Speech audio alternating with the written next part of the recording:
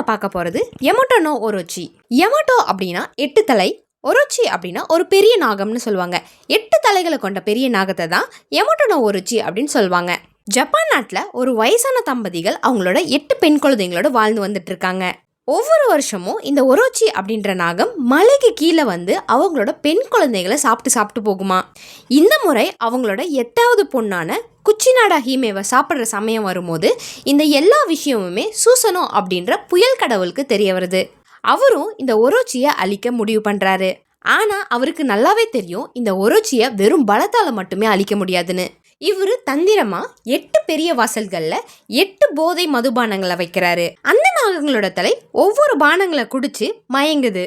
அந்த சமயத்தை பயன்படுத்தி சூசனோ அந்த நாகங்களோட எல்லா தலையுமே வெட்டிடுறாரு. இந்த யமட்டோ நோ ஒரோச்சி நாகத்தை ஒன் பீஸ் அனிமேலையும் நருட்டோலையும் ரெஃபரன்ஸாக வச்சுருக்காங்க.